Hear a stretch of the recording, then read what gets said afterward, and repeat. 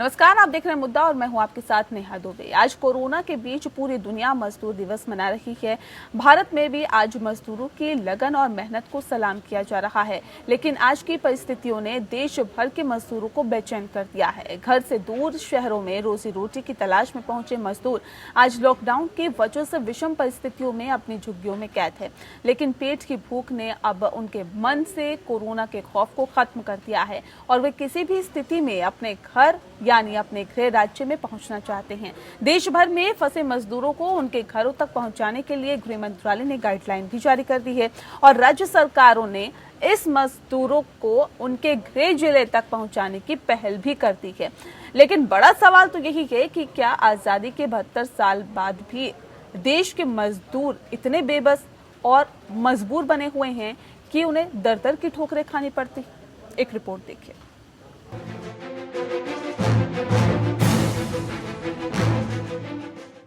Corona virus महामारी एक ऐसा खतरा है जिसने पूरी मानवता को संकट में डाल दिया है।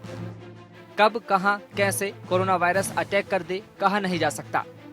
ऐसे में इस महामारी को रोकने के लिए लोगों को अपने अपने घरों में रहने को कहा गया है, लेकिन इन सब के बीच हमारे लाखों लोग हैं जो देशबंदी के बाद से यानी 25 तारीख से लेकर आज तक बिना किसी व्यवस्था के भूखे, बीमार, बिना पैसों के अपने घर के एक कमरे में कैद हैं। आज की परिस्थितियों ने देश भर के मजदूरों को बेचैन कर दिया है। अचानक ही मालूम नहीं हुआ था तो जा नहीं पाए। अब ये है कि हमारा रिक्शा भी नहीं चल रहा है और वैसे हम तो डेली के कमाते हैं और डेली अपना खर्चा चलाते हैं सर जी। तो ये है कि भूखे प्यासे मतलब यहाँ पे पड़े हुए हैं। अब ये सोच रहे हैं ना काम है ना कुछ भी, ना बाहर जा सकते हैं हम अपने घर, और वैसे तो यहाँ पे फंसे हुए हैं सर जी। हम लोग यहाँ पर कई दिनों से ऐसे ही भूखे प्यासे जो है दिन काट रहे हैं और हम लोगों को गांव भी जाने के लिए जो है कोई ट्रेन सुविधा ही नहीं है। हम लोगों को कोई व्यवस्था नहीं मिला सर। नहीं, कोई मदद नहीं हम लोगों का। ऐसे जो है कि अभी भूखा प्यासा यहीं पे रोज जो अगर है थोड़ा बहुत पैसे, कभी बिस्कुट ला के खा के दिन गुजारते हैं, कभी कुछ खा के दिन गुजारते हैं। एक रात इन्हें मालूम पड़ता है कि अगली सुबह से पूरा देश बंद रहेगा, तो वास्तविक बात है कि वो सब निकल पड़ते हैं। अलग अलग राज्यों से, दिल्ली, हरियाणा, राजस्थान, गुजरात और अन्य राज्यों से अपने अपने घरों की ओर। कोई जेब में 100 रुपए लेकर, कोई खाली जेब ही, अपने छोटे छोटे बच्चों को सर पर बैठाकर, कोई अपने पैरों में पड़े छालों को भुलाकर। रास्तों में बहुत से मजदूरों की भुखमरी, बीमारी से हालत खराब हो गई है। कुछ जान भी गंवा बैठे। पुलिस और प्रशासन के लोगों ने भी मजदूर वर्ग पर बर्बरता दिखाई। कहीं इन्हें पुलिस के डंडे खाने पड़े क्योंकि ये जरूरी सामान खरीदने के लिए घर से बाहर निकले, तो कहीं मजदूरों को वापस लौटने पर इन पर केमिकल छिड़काया गया, जिसका इस्तेमाल सिर्फ कीड़े मारने के लिए आमतौर पर किया जाता है। हम सबके मन में ये सवाल जरूर आता है कि आखिर क्यों ये प्रवासी मजदूर अपने घर की ओर निकल पड़े हैं। ये मालूम होते हुए भी कि रास्तों में खाना नहीं मिलेगा, हजारों किलोमीटर पैदल चलना होगा, सरकार की बेरहमी होगी, फिर भी इन सब के बावजूद आखिर क्यों? जवाब इनकी मजबूरी में छुपा हुआ है। सच तो यह है कि कोरोना और लॉकडाउन के बीच आज सबसे ज्यादा मजबूर हमारा मजदूर ही है।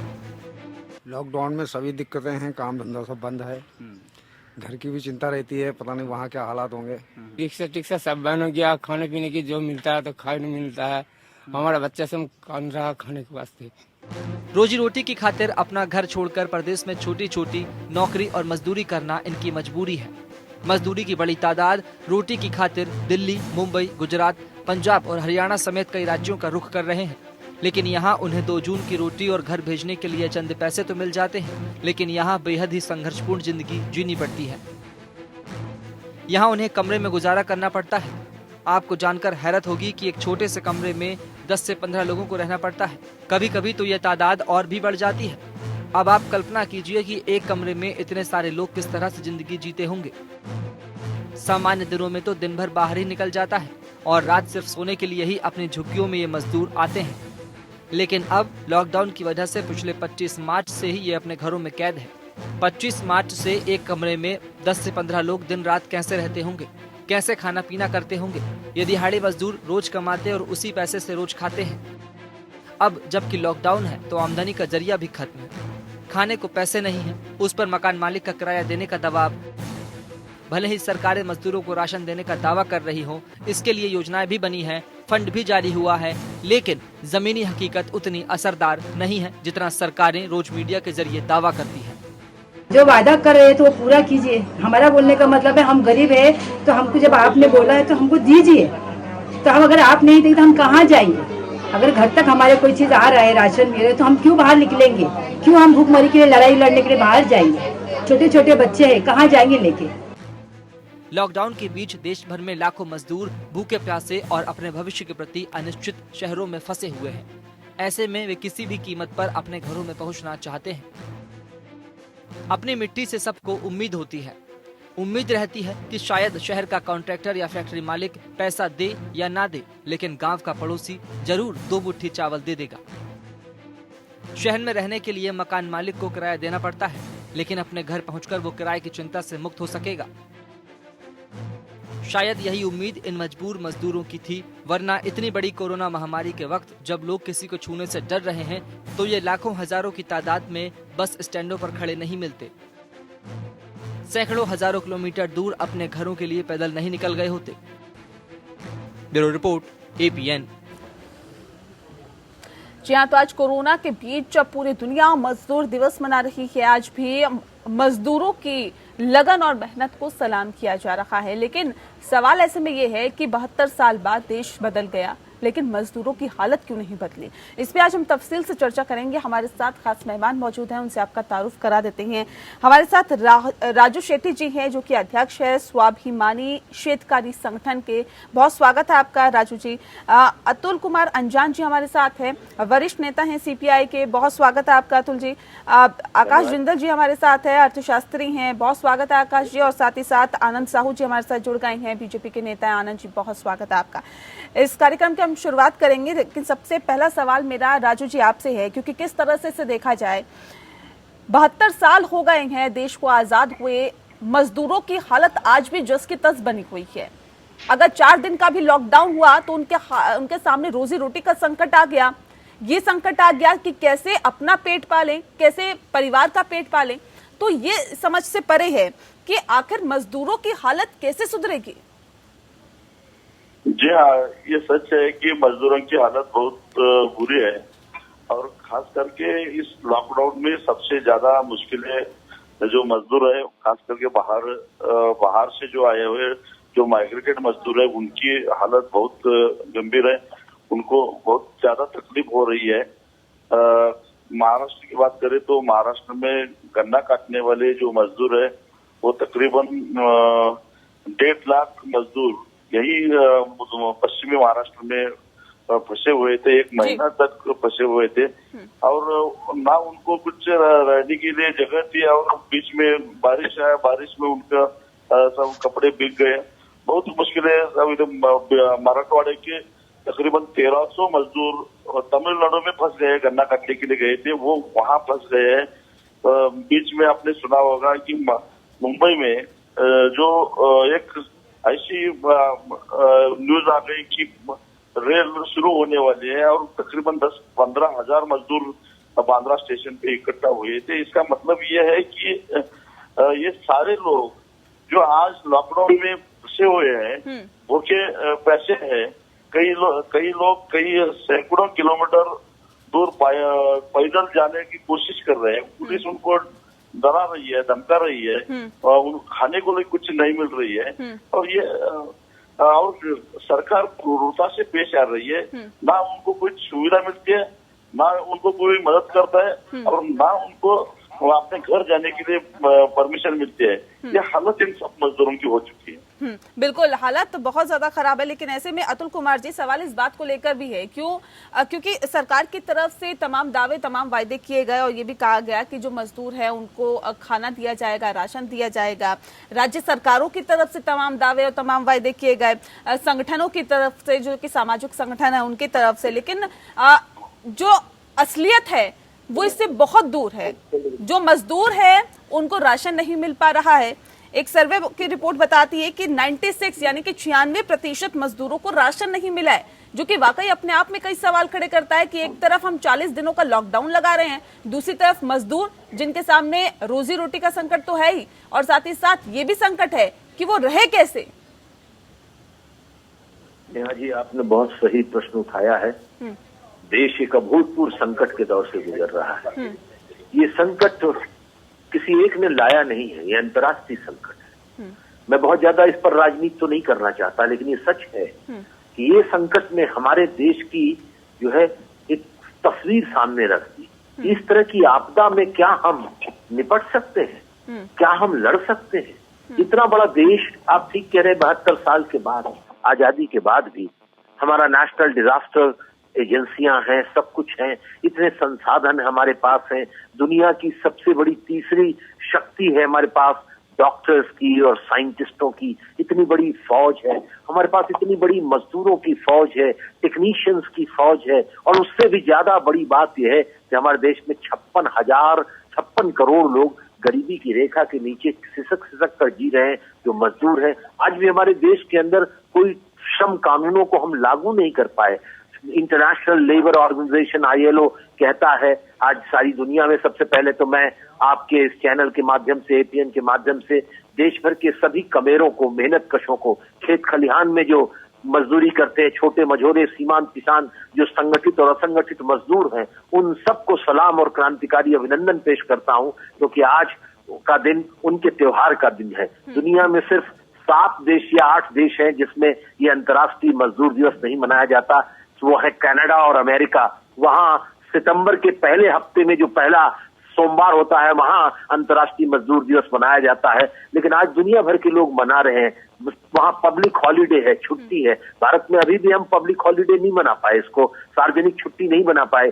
सब तरह की छुट्टियां हैं इस देश के अंदर, धार्मिक, सामाजिक, लेकिन मजदूर जो अपने पसीने से इस देश की इमारत बनाता है, जो अपना पसीना बेचता है, जिसके पसीने से ये बड़ी बड़ी धमनियां चल रही हैं, भट्टियां चल रही हैं, ये सड़कें चल रही हैं, ये इस्पात के कारखाने चल रहे हैं, ये बड़े बड़े स्वास्थ्य के मंदिर चल रहे हैं, ये बड़े बड़े देवालय चल रहे हैं, लेकिन हम उनके लिए छुट्टी नहीं कर पाते। आज देश के अंदर जो समस्या है खाने पीने का, क्या किया जाए उसके लिए?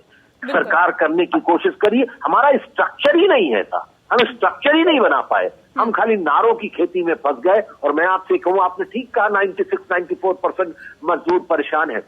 इस वक्त जो रिपोर्ट आई है राज्यों के अंदर, 56,000 मजदूर 3-3 हजार किलोमीटर पैदल चल के रेलवे लाइन के सहारे अपने घरों पर पहुंचे। ये तो सरकारी रिपोर्ट है, गैर सरकारी बहुत होगी।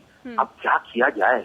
बच्चों को, महिलाएं कनक में अपने बच्चों को लादे हुए, सर पर बोझ लादे हुए, हाथ में पानी की बोतल लेकर। सवाल ये भी है ना सर यहाँ पर कि राजनीति करने वाली, मजदूरों पर राजनीति करने वाली वो तमाम पार्टियां आखिर कहाँ हैं? क्यों अब उनकी मदद नहीं की जा रही? ये भी यहाँ पे एक बड़ा सवाल बन गया है। लेकिन इस पे भी मैं आऊंगी सर, इस पे भी मैं सवाल पूछूंगी। लेकिन आकाश जिंदल का रुख करते हैं। आकाश जी, सवाल इस बात को लेकर है कि ये मजदूर वही मजदूर है जो कि अनौपचारिक क्षेत्रों में काम करते हैं, ये रिक्शा चलाते हैं सर, ये घरों में काम करते हैं, ये मजदूरी का काम करते हैं, ये फैक्ट्रियों में काम करते हैं, कारखानों में काम करते हैं, ये रेडी पटरी लगाते हैं। ये तमाम वो मजदूर है जो कि अनौपचारिक क्षेत्र में काम करते हैं। ऐसे में हमारी GDP का 50% हिस्सा भी इस पर निर्भर करता है। बावजूद इसके इनकी कोई सुध लेने की जहमत नहीं उठाता, क्यों? बिल्कुल आपने सही कहा, वेरी राइटली जी, I totally 100% endorse what you have said। एक चीज में पहले आपसे प्रार्थना रखना चाहूंगा, मैं क्योंकि 227 तक ही आपके साथ हूं, तो जो भी प्रश्न है उससे पहले पूछ लें। मेरे हिसाब से, मेरी ऑर्गेनाइजेशन आकाश जिंदल डॉट का मानना है, सबसे इम्पोर्टेंट इस देश की नींव बनाने वाला हमारा मजदूर भाई है। वो हमारा मजदूर भाई जो डेली कमाता है, डेली खाता है। आज आकाश जिंदल जैसे व्यक्ति, उनका रेलिवेंस इस देश के लिए बहुत कम होना चाहिए, सबसे ज्यादा रेलिवेंस होना चाहिए मजदूर भाइयों का। अभी एक को पैनलिस्ट बता रहे थे कि मजदूरों को सलाम करना चाहिए। बिल्कुल, मैं मजदूरों को प्रणाम और सलाम करता हूं, आज के दिन की मैं मुबारकबाद देता हूं। और सरकार को कई बार मैंने सजेशन किए कि ऐसी सिचुएशन में मजदूरों को हम अर्थव्यवस्था के हिसाब से ये कितने महत्वपूर्ण है, ये समझाने की यहाँ पर कोशिश करें। आकाश जी, अर्थव्यवस्था का जो बेस है वो हमारा मजदूर भाई है। आकाश जिंदल जैसे व्यक्ति तो मात्र एक 5 स्टार होटल में माइक पे कुछ भाषण देने का काम करते हैं। जो असली अर्थव्यवस्था चलाता है, जो बेस है हमारा, वो हमारा मजदूर भाई है। जिस गाड़ी में बैठ के मैं जाता हूँ, जिस हवाई जहाज में बैठ के जाता हूँ, जिस बिल्डिंग में बैठा हूँ, उसे बनाने वाला कौन है?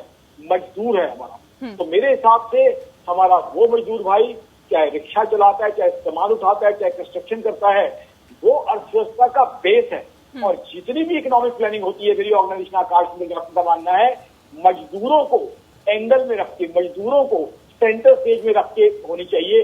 बहुत दर्द होता है, बहुत दुख होता है। तमाम डोमेस्टिक और ग्लोबल चैनल पे चीज कही है। जब मैंने देखा लॉकडाउन के समय मेरे घर के सामने से बहुत से मजदूर भाई कंधे पे बैग टांग के पैदल जा रहे थे, उसके बाद जो है तमाम चैनल से मेरे बिल्कुल ये तस्वीरें जो निकल के सामने आती है ये वाकई तकलीफ देती है। लेकिन सवाल यहाँ पर आनंद जी आपसे भी है, क्योंकि देश के प्रधानमंत्री ये कहते हैं कि देश में लॉकडाउन है, 21 दिनों का ये लॉकडाउन होगा, उसके बाद हालात को देखते हुए उस लॉकडाउन को बढ़ाना पड़ता है। सब पूरा देश सरकार के साथ है, प्रधानमंत्री के साथ है, देश की सरकार के साथ है। लेकिन इस बीच जिन लोगों को दिक्कतें आ रही हैं, जिन लोगों को तकलीफ हो रही है, जो रोज के कमाने रोज के खाने वाले हैं, रोज का कुआं खोदते हैं, रोज का पानी पीते हैं, सर उनका क्या? उनको राशन नहीं मिल पा रहा है, वो घर जाने के लिए बेचैन है। बांद्रा की तस्वीरें सामने आई, आनंद विहार में जिस तरह से हजारों की तादाद में लोग इकट्ठा हुए, वो तस्वीरें कहीं ना कहीं अपने आप में झकझोर के रख देती है। क्यों? देखिए, सबसे पहले तो नेहा जी आपके एपीएन चैनल के माध्यम से आज जो अंतर्राष्ट्रीय मजदूर दिवस है, इस अवसर पर देश के तमाम मजदूरों को, चाहे वो खेतिहर मजदूर है, रेहड़ी पटरी, साप्ताहिक बाजार, कूड़ा कबाड़ी कामगार, न्यूज़पेपर हॉकर, घरेलू कामगार, मोची, धोबी, दर्जी, नाई, रिक्शा, ऑटो, टैक्सी चालक, कंस्ट्रक्शन वर्कर, कंट्रेक्चुअल वर्कर, सफाई कर्मचारी, प्लम्बर, पीटर, कारपेंटर, ऐसे तमाम करोड़ों मजदूर जो 94% जो ऑर्गेनाइज सेक्टर में अकेले काम करते हैं जी।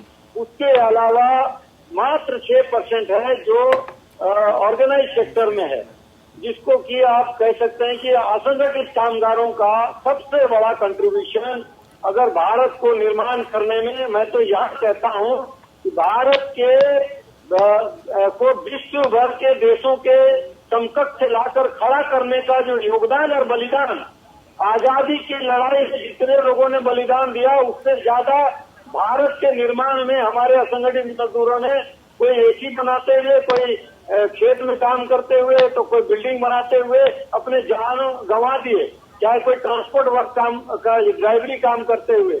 आज जो आप कह रहे हैं, जिस प्रकार की बात का जिक्र कर रहे हैं, निश्चित रूप से मुझे लगता है कि आज के दिन उनको कोटि-कोटि श्रद्धांजलि देना चाहिए और ये शपथ लेना सर, हालत में कैसे सुधार होगा उनके? नहीं, मुद्दे पे आइए सर। ठीक है, आप नमन कर रहे हैं, ठीक है सर। हालत में कैसे सुधार होगा? मजदूरों की हालत कैसे सुधरेगी सर? अतुल अंजान साहब को, आकाश जी को, राजू जी को, आपको भी, ये this is the very big sector. मैं 20-25 साल से इस सेक्टर में काम करता हूँ और अकेले 22 से 24 करोड़ खेतिहर मजदूर हैं। उसके बाद मैन्युफैक्चरिंग है, उसके बाद माइनिंग है, केमिकल फर्टिलाइजर, आनंद साहू जी, तमाम सेक्टर में काम करते हैं। मेरा एक आनंद साहू जी, आनंद जी, मोदी जी के आने के बाद ये कोरोना ही नहीं, उससे पहले आज देखिए जितने भी सामाजिक सुरक्षा का पैमाना उनके लिए सर्वाधिक योजना ला करके उनको सीधे उनके खाते में पैसा देना, उनको सुविधा देना, इलाज देना, आनंद जी, योजना, जनधन योजना, ठीक है और सर, ठीक है सर, उज्ज्वला योजना। सर चुनाव नहीं है अभी आसपास सर, ठीक है सर, ठीक है, सुन लीजिए, धैर्य रखिए थोड़ा, सुन लीजिए, सवाल सुनिए सर, सवाल सुनिए ना सर। आनंद जी, जब हम यहाँ बैठते हैं तो पूरे गेस्ट का प्रोफाइल क्या है, इसको बाकायदा हम बहुत ध्यान में रखते हैं कि किसने कितना काम किया है और किस क्षेत्र में किया है, ये हमें सब पता होता है। लेकिन सवाल इस बात, ठीक नहीं, सुन लीजिए सर, सवाल सुनिए ना सर, सवाल सुनिए, सवाल का जवाब दीजिए। एक सेकंड सर, सुन लीजिए सर। तमाम सरकारें आई, तमाम गई, अब तो मोदी सरकार है, प्रचंड बहुमत से है। नहीं, और जितने भी देश के जो सामाजिक लोग हैं उन सभी को निश्चित रूप से उनको भी दर्द है। हमारी सरकार जो है जिस प्रकार से कार्य कर रही है, इन सब के चिंता करके सभी राज्यों को नोडल एजेंसी बनाने के लिए आदेश किया है। ठीक है सर, ठीक है राजू शेट्टी जी, सरकार तो है, काम कर रही है, मजदूरों के हक में काम किया जा रहा है, ऐसा कहना है आनंद जी का। आनंद जी कह रहे हैं कि मोदी सरकार तो आई है, तब से काम किया ही जा रहा है और मजदूरों के हक में काम किया जा रहा है। लेकिन जो तस्वीरें निकल के सामने आई है, जो हालात, जो स्थितियां फिलहाल देश में बनी हुई है, कोरोना का कहर है, इसको दरकिनार नहीं किया जा सकता, लेकिन मजदूर भी बेहाल है, क्या इसको दरकिनार किया जा सकता है? क्योंकि मजबूरी है, अगर किसी को मिला किसी को नहीं मिला। शुरुआती दौर को देखें तो राजू जी से सवाल है। आनंद जी, ठीक है सर, सबको मौका दीजिए बोलने का, सबको मौका दीजिए सर। राजू जी, सरकार के दबाव में सब तरह से आप वॉल्यूम डाउन कर दीजिए साहब, और कोई रास्ता नहीं है। ठीक है, चलिए ठीक है। तो वॉल्यूम डाउन अतुल जी, एक सेकंड, नहीं जो वॉल्यूम डाउन कर दीजिए, वरना मैं हट जाऊंगा। वॉल्यूम डाउन कीजिए, जिसका नंबर नहीं है उसको वॉल्यूम डाउन। आनंद जी मजबूरन मुझे एक कदम उठाना पड़ेगा, आवाज बंद करनी पड़ेगी। आप धैर्य रखिए, क्योंकि 1 घंटे का वक्त होता है, मुझे सबको टाइम देना होता है। आप तमाम चैनलों पे बैठते हैं, आपको पता है कि टाइम की कितनी अहमियत होती है। अतुल जी, आपसे सवाल है मेरा कि सवाल यही है कि किस तरह से इसे देखें, क्योंकि सरकार तो ये दावा कर रही है कि हम तो जी मजदूरों के लिए काम कर रहे हैं, लेकिन हालत में सुधार नहीं हो पा रहा। ये कैसा काम? देखिए, दावे तो अपने देश में बहुत है, इतनी सारी योजनाएं। मैंने पहले ही कहा ये राजनीति का वक्त नहीं है, लेकिन इतनी राजनीति कर दी गई कि अब मुझे से कहना पड़ रहा है कि एक ही शेर में बात खत्म हो गई। सब कुछ है मेरे देश में, रोटी नहीं तो क्या, और वादा लपेट लो लंगोटी नहीं तो क्या। अरे चारों तरफ हाहाकार मचा हुआ है, सड़कों पर हैदराबाद में लाठी चार्ज हो रहा है, खाने का सामान नहीं है, लोग अखबारों में आ रहा है, समाचार पत्रों में सरकार के मंत्री और सरकार के विधायक, सरकारी पक्ष के लोग कह रहे हैं कि जो सामान जा रहा है उससे लूट हो रही है। अधिकारी अपनी व्यवस्था नहीं दिखा पा रहे हैं। कहाँ है भोजन?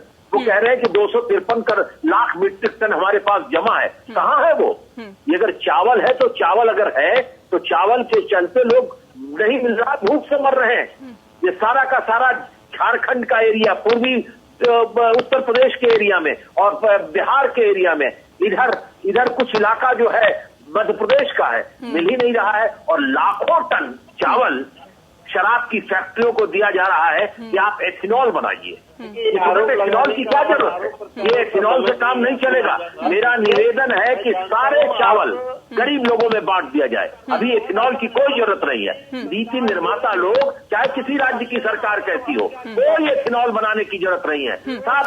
यहाँ पे देखिए, एक सरकार पे हम सवाल नहीं उठा रहे। सरकार, तमाम सरकारों की हम बात कर रहे हैं, तमाम राज्य सरकारों की हम बात कर रहे हैं। हम महाराष्ट्र की अगर बात कर ले तो महाराष्ट्र में बांद्रा में जिस तरह की तस्वीरें पिछले दिनों सामने आई, क्यों आई सर? क्यों नौबत आई इस बात की कि लोग वहां पर इकट्ठे हो रहे हैं, अपने घर जाने को आतुर हैं। अगर उनको रहने के लिए, उनको खाने के लिए खाना मिल रहा है, तो ये सब नौबत नहीं आनी चाहिए। यही केजरीवाल सरकार ने किस तरह से मजदूरों को कहा कि आपके लिए बस लगा हुआ है और आप जाइए, उसी प्रकार वहाँ कुछ लोग हैं। अरे आनंद जी, रेल की टिकटें क्यों बुक हो रही थी सर? रेल की टिकटें क्यों बुक हो रही थी? आप ये बताइए ना मोदी सरकार के बारे में सर, ये बताइए। बिना मतलब लोगों की दुखती हुई रख पर उंगली रख रहे हैं। मैनेजमेंट में दिक्कत थी या नहीं थी? आनंद जी, आप तो लगातार भारत सरकार का प्रचार मंत्रालय हो गए, आपने कहा अंतर्राष्ट्रीय दिवस पर, आप जिस संगठन के हैं वो अंतर्राष्ट्रीय दिवस नहीं मानता, मजदूर दिवस मजदूर दिवस नहीं मानते। ठीक है, आकाश जी को बोलने दीजिए। आकाश जी सवाल इस बात को लेकर है, ये ठीक है, ये पलायन का दौर चल रहा है और सरकार की तरफ से भी अभी कहा गया, गृह मंत्रालय की तरफ से भी कहा गया कि जो तमाम मजदूर जो अपने गृह राज्य जाना चाहते हैं, राज्य सरकारें मदद करें या इंतजामात करें, नोडल अफसरों की तैनाती करें ताकि जो मजदूर है वो अपने गृह राज्य पहुंच पाए, वो भी पूरे एहतियात के साथ। ठीक है, लेकिन इस बीच अब बड़े महानगरों में किस तरह की दिक्कतें आने वाली है? देखिए, तमाम ऐसी जगह हैं जहां पे मजदूरी काम करते हैं, तमाम ऐसी जगह हैं जहां सिर्फ मजदूर ही काम कर सकते हैं। तो ऐसे में अब जाहिर तौर पे जैसे ही लॉकडाउन खुलेगा या धीरे धीरे छूट दी भी जाएगी, तो किस तरह की दिक्कतें अब इन बड़े महानगरों में आने वाली है? देखिए, मजदूर भाइयों को कई तरह के चैलेंजेस उनके सामने आने वाले हैं जो सरकार को एड्रेस करना होगा। अतुल कुमार अंजान साहब जानते होंगे अच्छे से, मुंबई मैं लगातार जाता हूँ, तो वहाँ हमारे मजदूर भाई इस एरियाज में रहते हैं, वहाँ जगह ज्यादातर कम्युनिटी टॉयलेट्स हैं। तो मेरे हिसाब से सैनिटाइजेशन हमारे लिए बहुत इंपॉर्टेंट होगा। और दूसरा, हमें मजदूरों को फाइनेंशियली कहीं ज्यादा एड देनी होगी। आज हमारे मजदूरों भाइयों को डेली बेसिस पे फाइनेंशियल एड देना हमारे लिए बहुत जरूरी है, बिकॉज राष्ट्र निर्माण का सारा काम वो करते हैं। साथ ही साथ आज हमारा एमएसएमई सेक्टर हो, फैक्ट्रीज हो, तभी चलेगी जब हमारे मजदूर भाई वापस आ पाएंगे।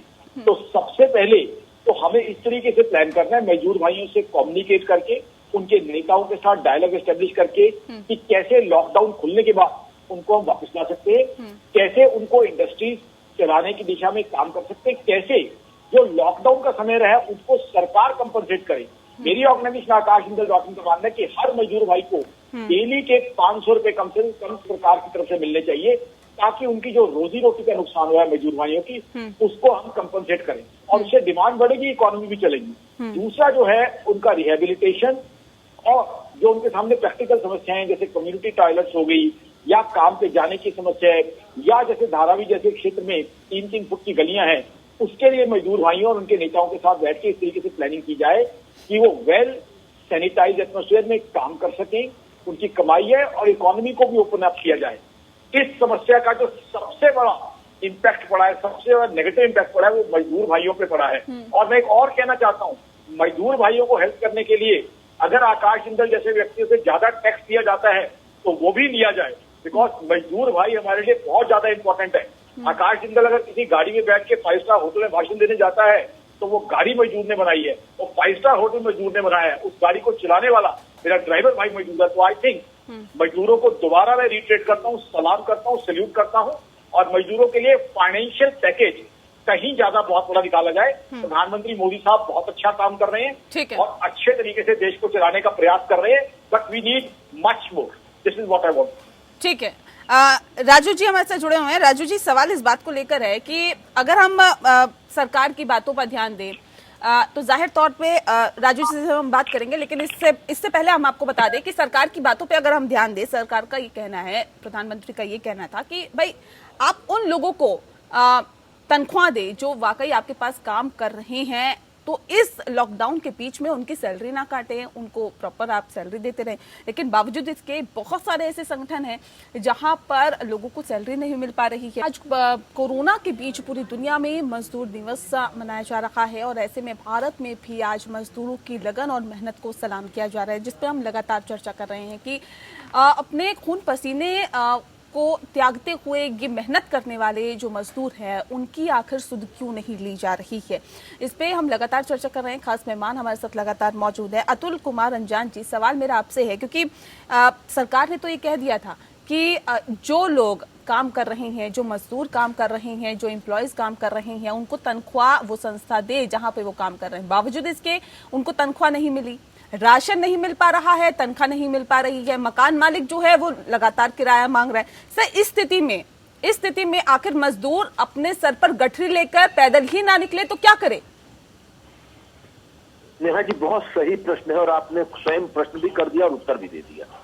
अब ये प्रश्न ये है कि भाई सरकार ने कहा कि जिन लोग काम कर रहे हैं उनको नौकरी पर निकाला जाए, चाहे वो संगठित क्षेत्र में हो चाहे असंगठित क्षेत्रों में। ये तक ऐलान कर दिया कि कमरों में जो लग रहे हैं उनको न निकाला जाए, उनका किराया माफ हो जाए, लेकिन ये हो नहीं रहा है प्रैक्टिकली। क्या करेगी सरकार? एक तरफ ये कह रही, जब सरकार के पास खुद ही इतना बड़ा आर्थिक संकट है कि सरकार ने अपने केंद्रीय सरकारी कर्मचारियों का, अपने डिफेंस में जितने तमाम काम करते हैं सैनिकों का, सबका डियरनेस अलाउंस अगले जुलाई तक का 30% काट दिया है।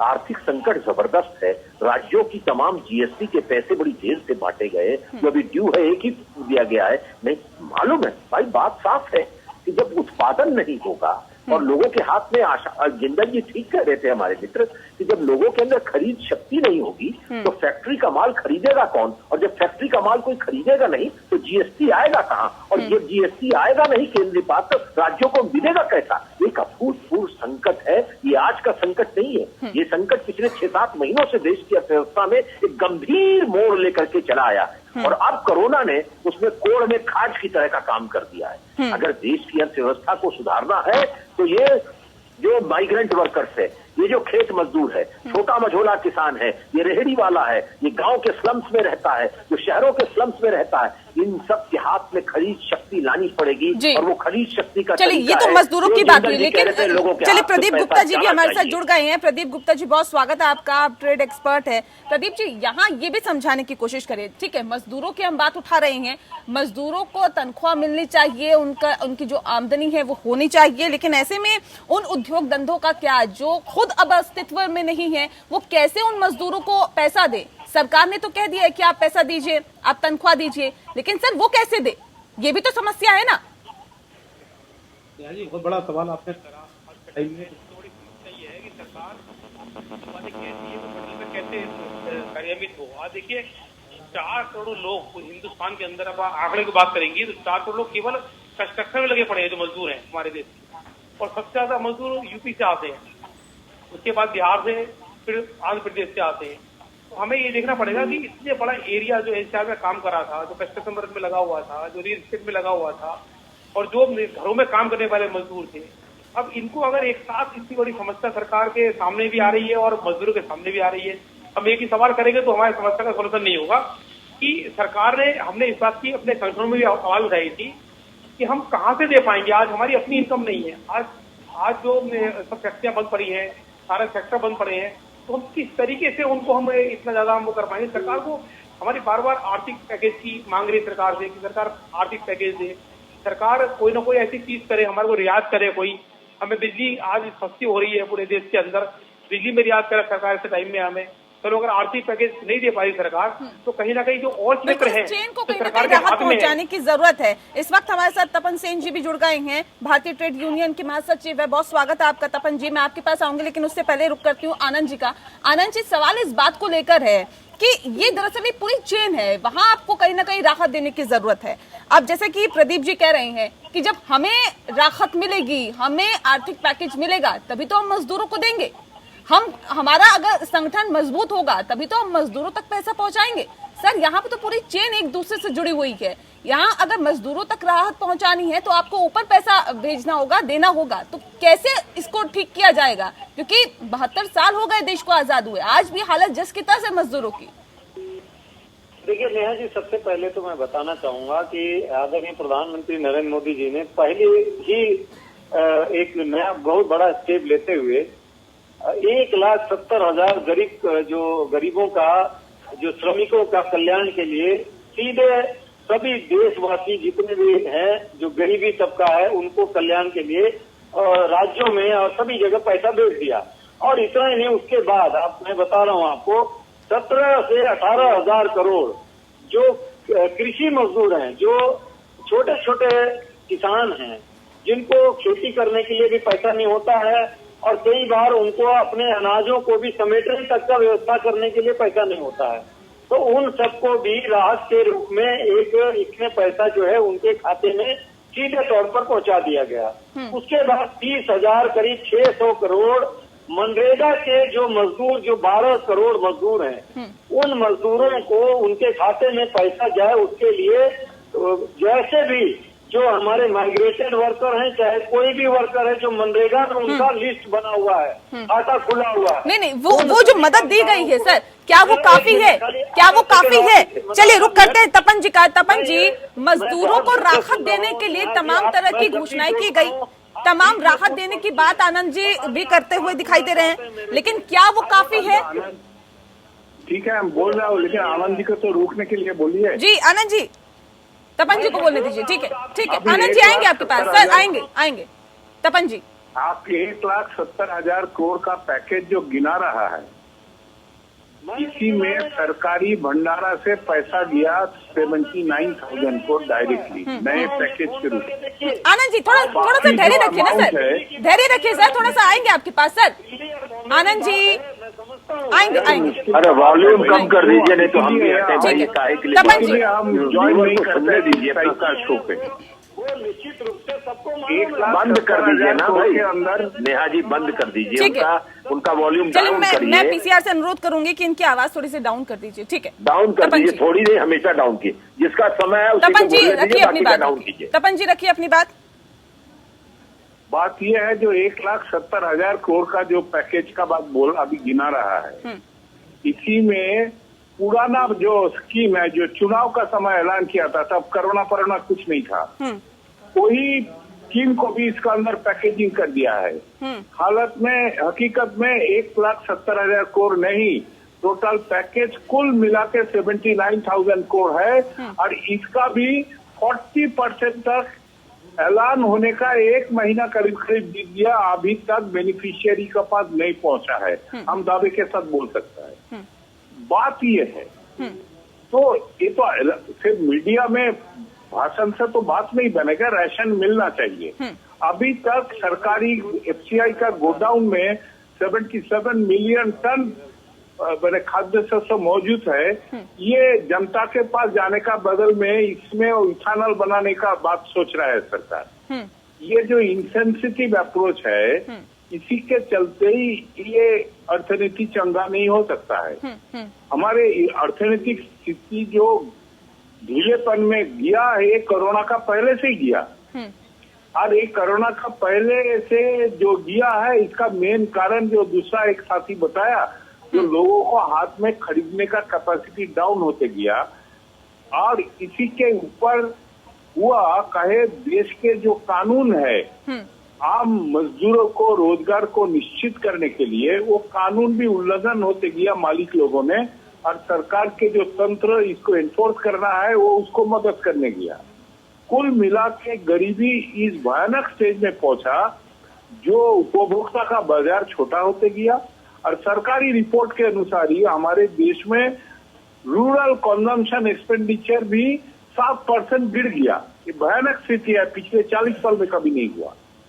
और यही स्थिति के बीच में कोरोना आया एडिशनल प्रॉब्लम लेके, जो आर्थिक कामकाज बंद हो गया लॉकडाउन के चलते। यही स्थिति से निकालने के लिए आपको शुरू करना है उपभोक्ताओं से, जो बाजार में सामान खरीदेगा उसको पास राहत पहुंचना है, उसको रोजगार को गारंटी करना है।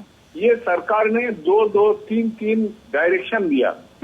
जो लॉकडाउन के चलते किसी को नौकरी जाना नहीं चाहिए, सबको वेतन मिलना चाहिए। हकीकत क्या है, एक भी जगह में वेतन नहीं मिला और कम से कम 14 करोड़ मजदूर अपने रोजगार खो बैठा है। ये विषय को एड्रेस ना करते हुए अर्थनीतिक प्रक्रिया में तरक्की लाना मुश्किल है। जो प्रोड्यूस करता है वो उपभोक्ता भी है। ये उपभोक्ता कम प्रोड्यूसर, ये जो कम्युनिटी है, जो वर्किंग पीपल, जिसमें गांव का खेतिहर मजदूर भी शामिल होता है, इसको तरक्की, इसको हाथ में मिनिमम जिंदा रहने का साधन को गारंटी ना करते हुए आप आर्थिक स्थिति में तरक्की नहीं ला सकता है, इम्पॉसिबल। लेकिन एक बात इसी का साथ आपको हम विचार करने के लिए बोलेंगे। पिछले 23 दिन का जो 24 दिन का जो ये लॉकडाउन चला, इसी में 14 करोड़ मजदूर रोजगार खोया। कम से कम 14 करोड़ मजदूर मतलब 5 into 14, 70 करोड़ जनता का साधन, जिंदा का रहने का साधन चला गया। लेकिन यही पीरियड में हमारे देश के पूंजीपति लोगों का संपदा कम से कम 40% बढ़ोतरी हुआ, कम से कम 40% बढ़ोतरी हुआ। तो ये भारत सरकार के जो आपको इधर भारत सरकार के जो मुखपात्र आपका साथ बैठा है, उसको समझाइए जो हिसाब किताब का 420 करके लोगों को बेवकूफ नहीं बनाया जा सकता है। और देश के मजदूर आंदोलन नहीं, जो स्थिति है, जो हालात है वो सभी के सामने है। तपन जी, मैं आपके पास आऊंगी, लेकिन ठीक है सर, कैसे वो करे हम देख लेंगे। ठीक है सर। प्रदीप गुप्ता जी, आनंद जी आऊंगे आपके पास, लेकिन प्रदीप जी से पहले सवाल मेरा आएंगे सर। आपको स्पष्टीकरण देने का पूरा मौका दूंगी सर। सवाल का जवाब दीजिए आप। मेरे सवाल ये सारे बंदे को साहब क्यों हमको बुलाया है आप लोग? बुलाने का मतलब होता है, इसीलिए हम नहीं आते हैं इसमें। ठीक है सर। 24 करोड़ लोग किसान मजदूर है, 14 करोड़ कहाँ से हो गए मजदूर बेरोजगार? इतने बड़े झूठे, और आप उसको बोलने दे रहे हैं सर, ठीक है। और जब मैं बोलता हूँ तो आप कुछ बोलते हैं कि आप रुक गए। कितना बोलोगे भाई? तुम्हारा प्रधानमंत्री तो बोल बोल के थक गया, कितना बोलोगे? आनंद जी देखिए, नहीं, आप ऐसा नहीं कह सकते। नहीं, आप ऐसा नहीं कह सकते। आपको भी पूरा मौका दे रही हूँ, और इससे पहले भी दिया, इस बात को आप मान लीजिए। नहीं, आपको पूरा मौका दूंगी, आपको पूरा मौका दूंगी, ठीक है। नहीं, ये झूठ बोल रहे हैं सर, तो आप स्पष्टीकरण दीजिए ना। आप बैठे हैं, आप स्पष्टीकरण देने के लिए बैठे हैं ना। आप सरकार की तरफ से बैठे हैं तो बताएंगे ना कि ऐसा झूठ है या ये सच है, आप बताएंगे ना। ठीक है, नहीं, सब अपनी बातें रख रहे हैं ना सर। तपन जी को भी अपनी बात रखने का अधिकार है, आपको भी अपनी बात रखने का अधिकार है। मैं तो आपको पूरा मौका दे रही हूँ। ठीक है, आऊंगी आपके पास। मैं प्रदीप जी से पहले एक सवाल कर लेती हूँ। प्रदीप जी, रियल एस्टेट की मैं बात करूं, मजदूरों की यहाँ बात हो रही है सर। बिना मजदूरों के रियल एस्टेट कैसे चलेगा? जो यहाँ पर लोग थे, जो दिल्ली एनसीआर में लोग थे, या जो रियल एस्टेट में काम कर रहे थे, जो मजदूर लगे हुए थे इस काम में, वो तो अपने घरों की तरफ वापस निकल रहे हैं। ऐसे में कैसे शुरू किया जाएगा इसे एक बार फिर से, और इसमें कितनी दिक्कतें आने वाली आने वाले वक्त में?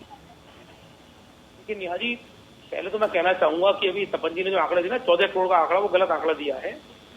समस्या है, मजदूरों की समस्या है, पर ऐसा भी नहीं है कि 14 करोड़ लोगों का रोजगार चला गया। आज रियल एस्टेट सेक्टर पहले भी पिछड़ रहा था, कोरोना वायरस को हम लेके नहीं चल रहे। कोरोना वायरस में और बड़ी बड़ी समस्या आ गई है। 2011 से ही सेक्टर खराब हो रहा था। कुछ सरकार की पॉलिसियां ऐसी रही, नोटबंदी रही, जीएसटी रही, बहुत सारे कारण रहे, जिसके कारण की बिल्डर मरता रहा, बिल्डर का पैसा डूबता रहा और व्यापार कम होता रहा, मजदूर कम होते रहे। लेकिन सबसे बड़ी समस्या जो आज हो रही है, जो कोरोना वायरस के हमारे हो रही है, जहां पर सरकार को एक बहुत बड़े बड़े स्टेप लेने पड़ेंगे इस सेक्टर को सुधारने के लिए। 25 लाख लोगों को रोजगार केवल रियल एस्टेट सेक्टर से मिलता है एनसीआर के अंदर, और 250 इंडस्ट्री इससे जुड़ी हुई है।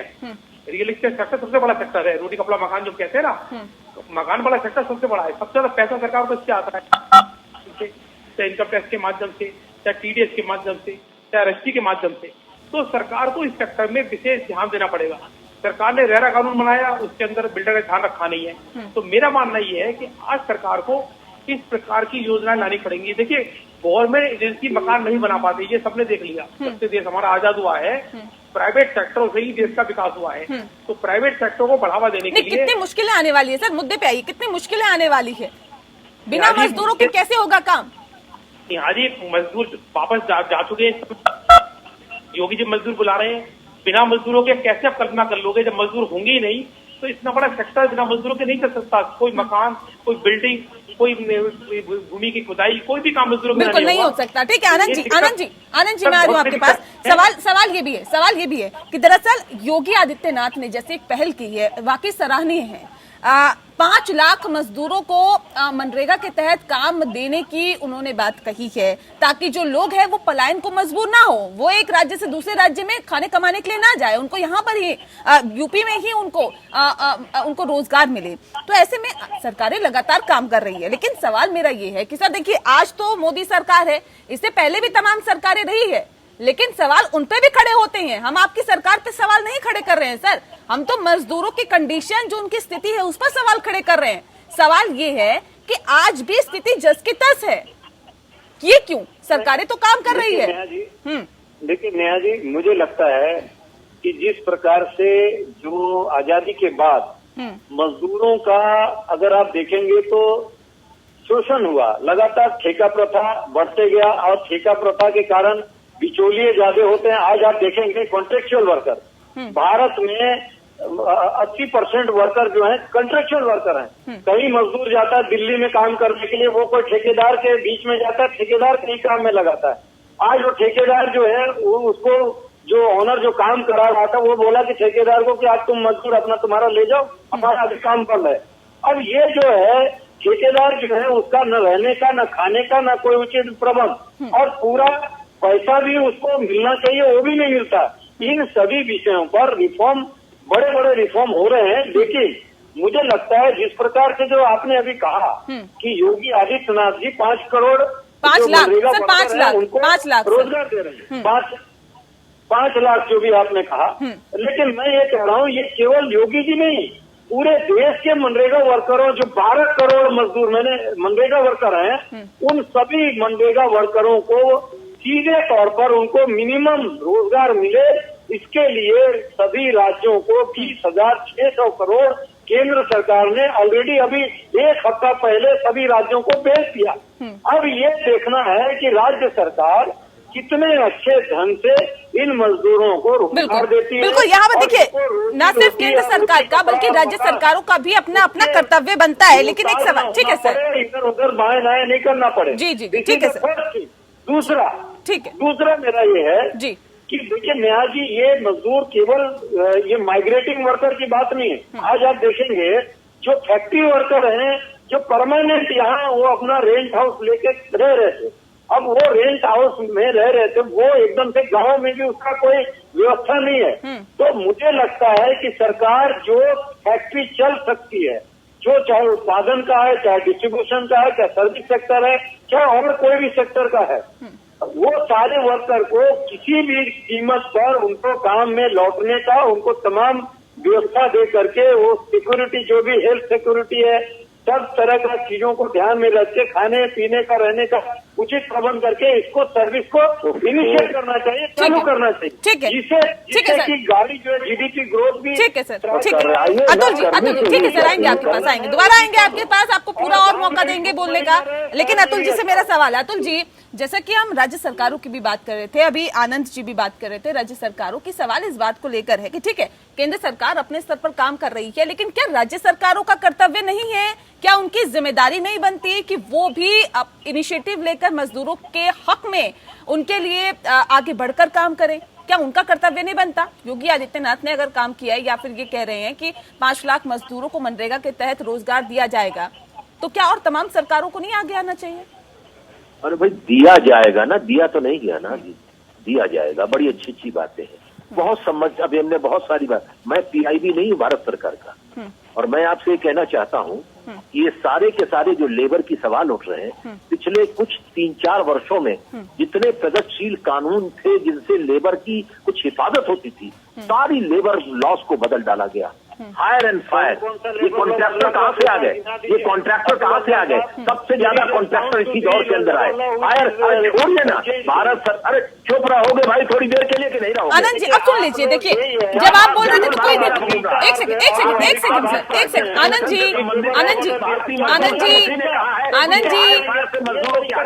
जी, जब आप बोल रहे थे तो कोई बीच में नहीं बोला था ना सर, अब आप सुन लीजिए ना थोड़ा सा। आपका बीएमएस कह रहे हैं जिस संगठन से है, उसी ने कहा कि बीएमएस ने कहा कि हायर एंड फायर की पॉलिसी से लेबर लॉज में जो परिवर्तन केंद्र सरकार ने किया ये मजदूर विरोधी है, और आप यहाँ बकबक कर रहे हैं बिना मतलब के लिए। पढ़ते नहीं, लिखते नहीं, चले आए भारत सरकार की तरफ से बोलने के लिए। मोदी आपके घर में राशन पहुंचाएगा क्या? यहाँ नीतियों की बात हो रही है, आप वहाँ पर चले आए भारत सरकार का झंडा, उसके लिए अतुल जी, तमाम मंत्री अतुल जी यहाँ सरकारी, आप नेहा जी आप इतने महत्वपूर्ण विषय पर चर्चा कर रही हैं और इतनी महत्व काहे के लिए बिना मतलब की बहस कर रही हैं, करवा रही हैं? मैं ये कह रहा हूँ कि सरकार की नीतियों में जो परिवर्तन हुआ, उस परिवर्तन से परेशानी पैदा हो रही है। मैं ये पूछ रहा हूँ जी, ठीक है, एक छोटे से सवाल का जवाब दीजिए सर। सर मैं एक बात बताऊं, ये ठीक सवाल उठा, ये सोने के भाव कहाँ से बढ़ गए, ये रुपया कैसे टूट गया? $1 बराबर हो गया 76 रुपए, जो कोरोना के दौर में 72 था, 71 था, वो 76 पहुंच गया। सोना बढ़ गया, सोना 45,000 46,000 पास कर गया, चांदी पास कर गई, ये आखिर कैसे बढ़ रहा है? और पब्लिक सेक्टर की एलआईसी, एक छोटा सा कमेंट सर, देखिए मेरे पास वक्त की कमी है। अतुल जी सेंसेक्स बढ़ रहा है, सरकारी पैसे डाल करके अतुल जी स्टॉक एक्सचेंज को जिंदा रखने की कोशिश की जा रही है। अतुल जी एक सेकंड सर, देखिए नहीं ऐसे नहीं अतुल जी आनंद जी आएंगे आपके पास, एक सेकंड रुक जाइए सर, छोटा कमेंट लेने सर, छोटा सा कमेंट लेने दीजिए मुझे, मेरे पास वक्त की कमी है। अतुल जी कैसे हालात में सुधार हो, छोटा सा कमेंट दीजिएगा अपना। ये बहुत अच्छा प्रश्न है नेहा जी, कैसे हालात में सुधार, जल्दी से बताइए। हालात में सुधार जो जिंदल साहब ने कहा, ये देखिए ना, अभी कहा कि अभी मैं कल सुन रहा था रेडियो के ऊपर कि साहब 640 जो फूड प्रोसेसिंग के इंस्टीट्यूट है एक्सपोर्ट के, वो चालू हो जाएंगे और चालू हो रहे हैं।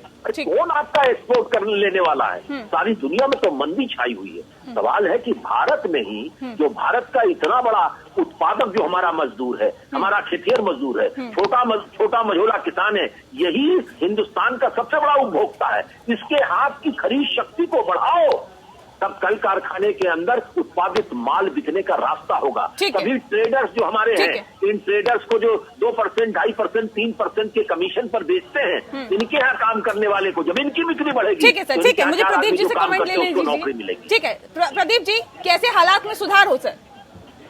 लेकिन यहाँ जी 2-3 बातें मैं कहना चाहूंगा, बहुत जल्दी रखिए सर। बहुत शॉर्ट के अंदर सबसे पहले तो मैन्युफैक्चरिंग को बढ़ावा देना पड़ेगा बहुत तेजी के साथ में, जैसे चीन कर रहा है। दूसरी बात यह है, क्योंकि मैन्युफैक्चरिंग बढ़ेगी तभी व्यापार बढ़ेगा देश का, तभी मजदूर संयमित हो पाएंगे।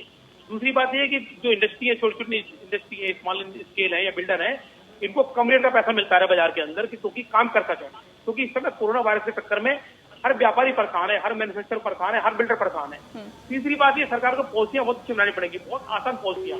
सरकार को टेरर नहीं करना पड़ेगा, चाहे वो ब्यूरोक्रेट्स हो, चाहे वो इनकम टैक्स का, चाहे वो सेल टैक्स का, चाहे वो किसी, मतलब सरकार का दोस्ताना वाला व्यवहार करना पड़ेगा। ठीक है, ताकि ठीक है, ठीक है। आनंद जी, एक छोटा सा सवाल आपसे, एक सेकंड, नहीं, अब वक्त नहीं है मेरे पास सर। आनंद जी, ये महिलाओं से संबंधित बात कह रहा हूँ। गाँव के अंदर ये जो सैनिटरी नैपकिन थे वो बनना पहुंचना बंद हो गए।